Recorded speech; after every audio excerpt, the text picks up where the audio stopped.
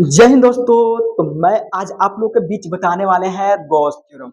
Gauss theorem से पहले हमने जस्ट ही वीडियो बनाए थे कल वाला सेक्शन में, क्या इलेक्ट्रिक फ्लक्स, इलेक्ट्रिक फील्ड्स, क्योंकि गॉस थ्योरम में वो सबका बहुत इंपॉर्टेंट रोल्स होता है। इलेक्ट्रिक फ्लक्स का फिर भी हम रिवाइज मार देते हैं क्या कि the total number of electric fields line passing through the surface area, किसी भी सतह से होकर गुजरने वाले, मान लिया जाए कि एक सतह है, एक सतह से होकर गुजरने वाले इलेक्ट्रिक फील्ड्स लाइन को क्या बोला जाता है? Electric flux. इलेक्ट्रिक फ्लक्स को फाई से सूचित किया जाता है। इलेक्ट्रिक फ्लक्स का क्या होता है? ई ए, अगर ई ए कॉस थीटा, ई ए कॉस थीटा का वेक्टर में लिखेंगे तो क्या होगा? वेक्टर में लिखते हैं तो ई डॉट ए, समझ गए? इलेक्ट्रिक फ्लक्स का क्या होता है? मात्रक तो न्यूटन पर कूलम इंटू मीटर स्क्वायर होता है। ये सब इलेक्ट्रिक फ्लक्स पढ़ लीजिए, जाके अपने स्टूडेंट क्लास में देख सकते हैं। आज हम इंपोर्टेंट पढ़ाने वाले हैं गॉस थ्योरम।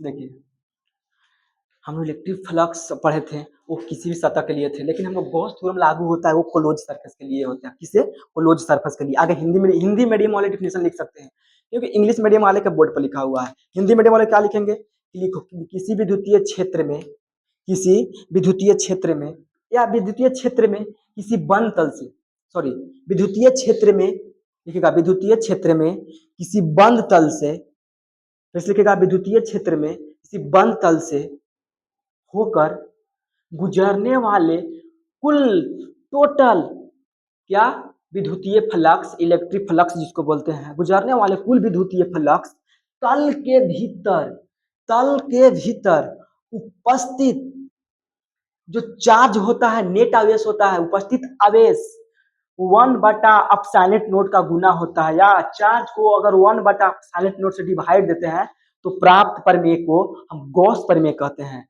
जैसे भाई किसी भी क्लोज सतह है, इसके अंदर प्लस चार्ज है, इससे होकर गुजरने वाले कुल इलेक्ट्रिक फ्लक्स जो फ्लक्स होता है, ये क्यू चार्ज है।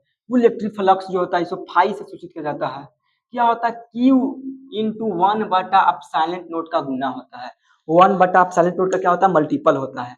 ऐसे भी लिख सकते हैं। इंग्लिश मीडियम वाला लिखिएगा क्या? द इलेक्ट्रिक फ्लक्स जो होता है जो passing through and close surface in the vacuum air in 1/ε0 times the net charge present are you called the Gauss theorem, इसको बोलते हैं। तो इसे फाई से सूचित किया जाता है। ये क्या है? इलेक्ट्रिक फ्लक्स है। इलेक्ट्रिक फ्लक्स है, यहाँ पे लिख देते हैं ये फ्लक्स है, ये फ्लक्स है, ये चार्ज है, नेट चार्ज बोल सकते हैं, चार्ज बोल सकते हैं। ये क्या है? परमिटिविटी। इसको हिंदी वाले लिखेंगे वैद्युतशीलता बोलते हैं। जो इसका वैल्यू होता है एप्सिलॉन नॉट का 8.8 गुना 10 के पावर -12 कूलम स्क्वायर पर न्यूटन पर मीटर स्क्वायर। यहाँ पे लिख दे कूलम स्क्वायर पर न्यूटन पर मीटर स्क्वायर। ये जो होता है इसका वैल्यू होता है किसका? एप्सिलॉन नॉट का। ये समझ गए? समझ गए ना? अब 5 नंबर कहाँ से आएगा? अगर 2 नंबर के पूछेगा तो लिख दीजिएगा ऐसा है कि किसी बंद तल से होकर गुजरने वाला कुल विद्युतीय फ्लक्स, उसमें उपस्थित चार्ज को अगर 1/ε0 से गुना करते हैं, डिवाइड देते हैं, आराम से 2 नंबर में लिख दीजिएगा, ये फार्मूला लिख दीजिएगा, आपको 2 नंबर वाला में मिल जाएगा। लेकिन यदि 5 नंबर में पूछेगा तो उसका डेरिवेशन करना पड़ेगा। इसका एप्लीकेशन भी है, एप्लीकेशन बाद वाले वीडियो में बनाएंगे। समझ गए? अब आ जाते हैं, प्रूव करते हैं। यहाँ पे देखिए, प्रूव करने के लिए कैसे चलेंगे बारीकी से पहले बता देते हैं। आप लोग बोर्ड में कॉपी मिलेगा, ब्लू और ब्लैक पेन लिखेंगे, नंबर देंगे फर्स्ट, उस पर लिखेंगे, ऐसा फिगर बनाएंगे, सब डिनोटेट कर देंगे। आर है, डीएस क्षेत्रफल है, इलेक्ट्रिक फ्लक्स है, एक डीएस छोटा क्षेत्र दर्शाया गया है, और जो दोनों को क्षेत्रफल और विद्युतीय क्षेत्र के बीच एंगल, सब लिखेंगे। हिंदी मीडियम वाले ऐसे लिखेंगे कि माना कि एक बंद सरफेस के बीच अंदर बंद सरफेस लिखेगा, माना कि किसी बंद तल के भीतर वो बिंदु पर प्लस क्यू चार्ज है। 10 पॉइंट आएगा। माना कि यहाँ से चालू करेंगे, ऐसे लिखेंगे माना कि क्या वो बिंदु किसी बंद तल पर या बंद तल के भीतर वो बिंदु पर प्लस क्यू चार्ज है। समझे हैं? उसका एक छोटा जो है डी ओमेगा बोलते हैं, जिसको ठोस कोण रेडियन, ठोस कोण है, इसको घन कोण बोलते हैं, उसका इस छोटा क्षेत्र डी ओमेगा है। उसके बाद हम आएंगे ओ और पी के बीच की दूरी, जो त्रिज्या जिसको बोलते हैं आर है। इसका छोटा क्षेत्रफल ds है, छोटा क्षेत्रफल क्या ds है। इस पर विद्युतीय क्षेत्र का मान E है, इतना लिख देंगे। विद्युतीय क्षेत्र और उसका क्षेत्रफल के बीच जो एंगल है वो थीटा डिग्री है, इतना लिख देंगे बस। अब आएंगे, हम लोग जानते हैं कि क्या, बस दो वो याद करना है। हम लोग जानते हैं कि, क्या जानते हो भाई, हम लोग जानते हैं कि E बराबर इलेक्ट्रिक लाइन, इलेक्ट्रिक फील्ड बराबर क्या होता है Q बटा 4 pi epsilon not into r square. लिख देंगे इक्वेशन फर्स्ट इलेक्ट्रिक फील्ड से, इलेक्ट्रिक ELECTRIC इलेक्ट्रिक फील्ड से, समझ जाएंगे। इलेक्ट्रिक फील्ड से हम लोग ये समझ गए। उसके बाद हम आते हैं, क्या आपने गॉस थ्योरम में पढ़ा होगा, क्या यहाँ पे फ्लक्स, फ्लक्स का दो फार्मूला बताए थे।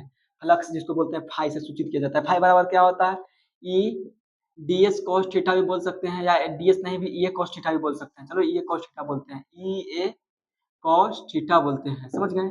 या इसको अगर हम वेक्टर फॉर्म में लिखना चाहते हैं तो ई ए ऐसे बोल सकते हैं, दोनों भी बोल सकते हैं, या इसको एक की जगह पर डी एस भी कर सकते हैं, ये या ई डी एस इतना बोल सकते हैं। ये फ्लक्स है, तो यही फार्मूला लगाएंगे। फाई, फ्लक्स को फाई से और इसको फाई से सूचित किया जाता है, समझ गए गॉस थ्योरम में। फाई इक्वल टू क्या होता है, बोलिए फाइव इक्वल टू का, ई में से कोई लिखो, ई ए कॉस थीटा, ई ए कॉस, दोनों से चलेंगे, ई ए कॉस थीटा, ई भी लेके चल सकता है, ए भी लेके चल सकता है, ई ए कॉस थीटा, इसको सेकंड मान लेंगे। अब लिखेंगे कि समीकरण पहला का मान, समीकरण पहला का मान दूसरा में रखने पर, समीकरण पहला के मान दूसरा में रखने पर, पहला कौन है भाई, ई ए, दूसरा कौन है, दूसरा तो लिख देंगे पहला।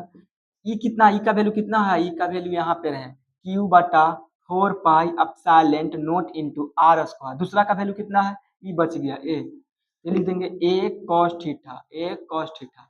अब यहाँ पे थोड़ा सा अलग करना रहता है, एकदम थोड़ा सा, फाई लिखेंगे, फाई इक्वल टू क्या होता है, क्यू है, क्यू, क्यू बटा 4 पाई एप्सिलॉन को अलग करेंगे, इसे बताते हैं।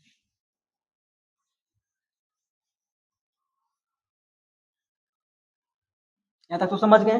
दूसरा क्या लिखेंगे, फाई, फाई बराबर क्या होता है बोलो, ई ए कॉस थीटा, ई ए कॉस थीटा।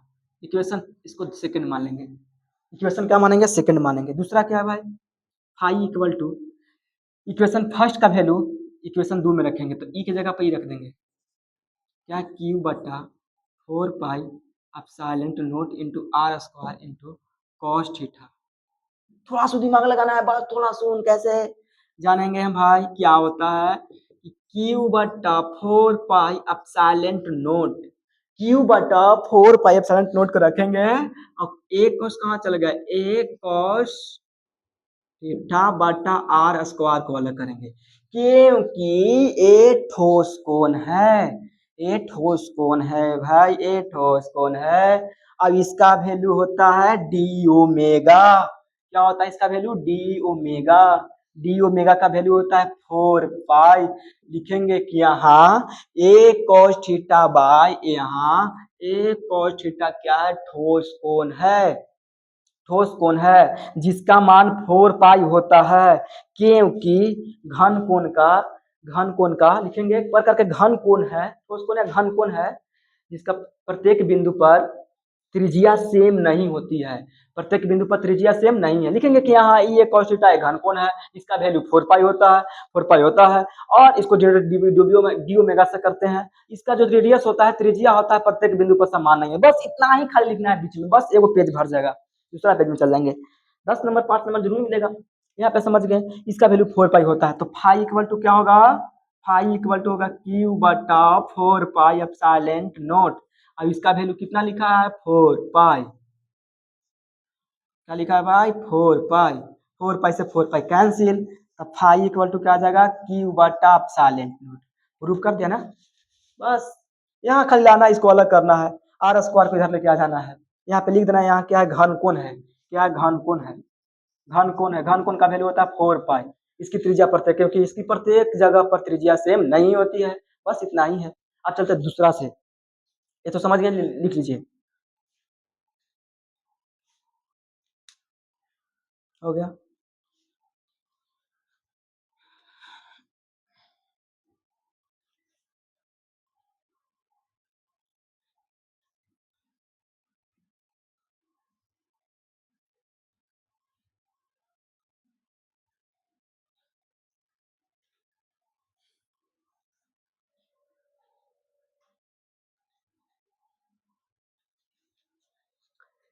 अब चलते हैं दूसरा पे, पहला फिर चलेंगे ई बराबर क्या होता है, इस पे चलेंगे, ई बराबर क्या होता है क्यू बटा 4 pi epsilon not into are square, equation first. दूसरा चलेंगे फाई बराबर क्या होता है E D S, E D S, यहाँ पे डी एस क्या है, गोलीय सतह है, गोलीय सतह।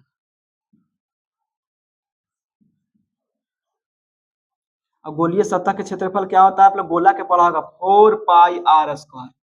गोला के क्षेत्रफल क्या होता है, बताओ, spherical total surface area of the spherical 4 pi are square.